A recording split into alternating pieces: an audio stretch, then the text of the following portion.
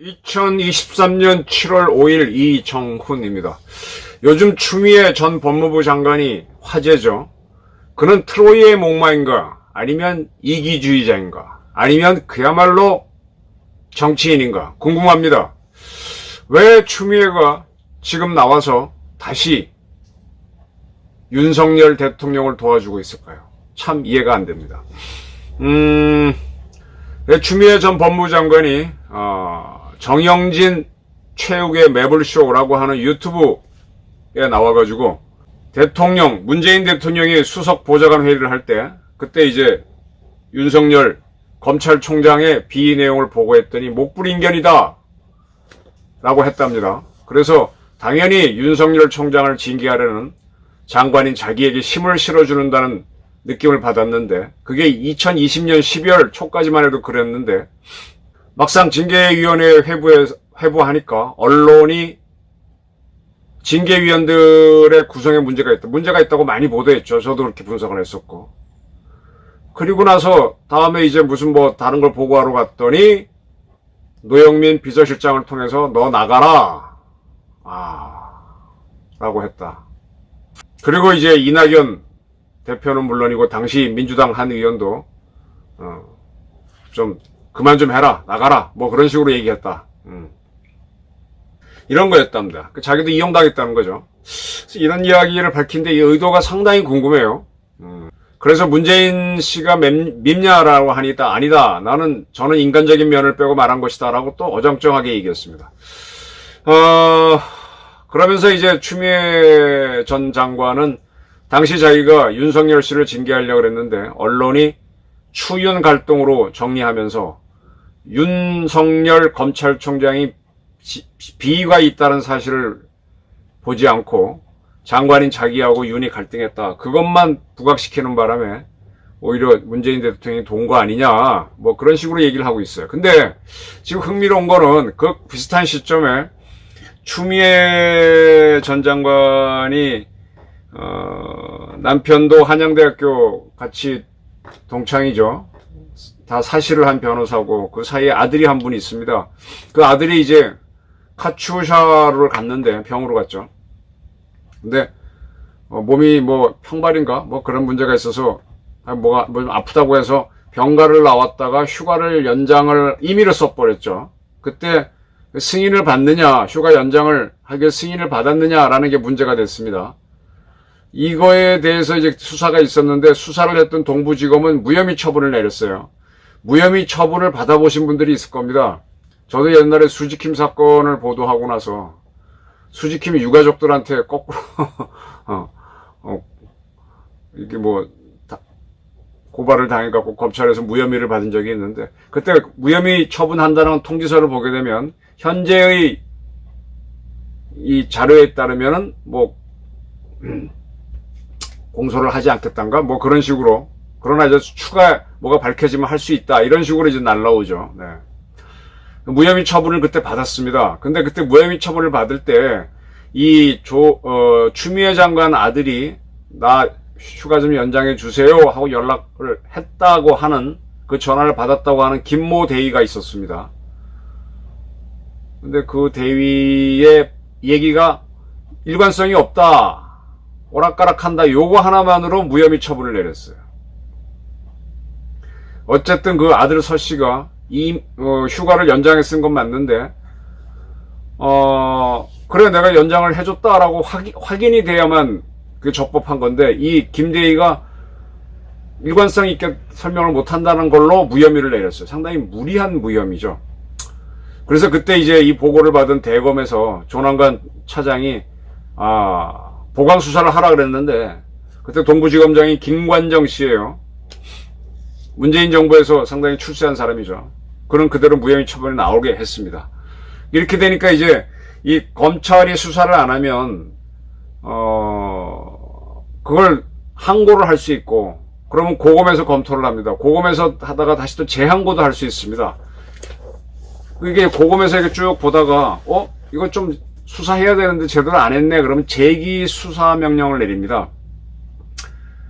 이 재기 수사 명령을 서울고검이 내렸습니다.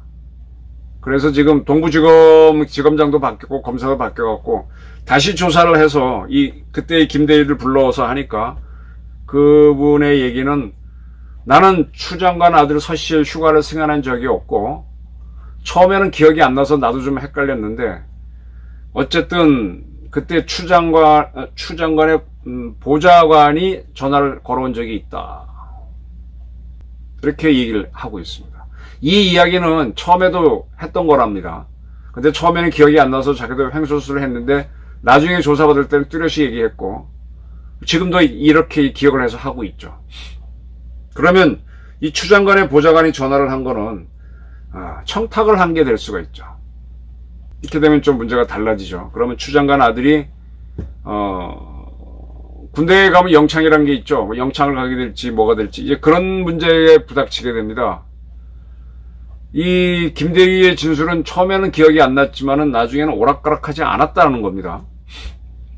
그럼 문제가 꼬이게 되죠. 이래서 추미애 씨가 아들 문제도 있고 하니까 옛날 얘기를 꺼내서 윤 정부한테 잘 보이는 거 아니냐. 이 추미애 장관은요, 법무부 장관을 할 때 굉장히 참, 뻣뻣한 사람이죠. 그냥 막 밀어붙여가지고, 그때 한동훈 검사장하고도 그렇고, 이 이동재 기자 사건 때도 막 밀어붙여고, 윤석열에 대해서는 검찰총장이 납시고라고 이런 얘기를 막 하고, 또, 국회에서 답변하는 중에는 웃기고 있네, 이런 식으로도 막 직설적으로 자기도 못 참고 이야기해서, 많은 국민들이 비난을 했었죠. 그리고 이제 민주당에서도 저 추미애 장관 때문에 오히려 민주당 지지율이 떨어지니까 아주 좀 불편해 했었죠. 양쪽으로부터 다 미움을 샀었죠. 어떻게 보면 추미애 덕택에 윤석열 대통령이 당선될 수도 있었다는 얘기가 결코 빈말이 아닙니다. 근데 이러한 추미애 씨가 윤석열 정부가 출범한다면 조용히 있다가 지금 이제 또 나와서 저러고 있습니다. 왜 그럴까요? 하여간 추미애 장관은 소년원에 갔다가 햄버거 나눠주고 소년원들한테 큰 절을 받고 문화상품 나눠주고 해서 이게 또 문제가 되고 하여간 참 이렇게 참 뭐가 비정치적인 사람입니다. 내년 총선이 다가오니까 어쨌든 자기 존재감을 드러내서 그러려고 그러는 건지 궁금합니다. 근데 이 양반이 움직이면 움직일수록 윤석열 정부는 좋죠. 그리고 이미 던진 것 자체가 문재인 씨의 비겁함을 드러낸 거죠. 결국은 뭐냐? 문재인 정권은 윤석열도 치고 그리고 그걸 치고 난다면은 사냥감을 잡으면 사냥개를 잡는 토사구팽을 하려고 했던 거죠.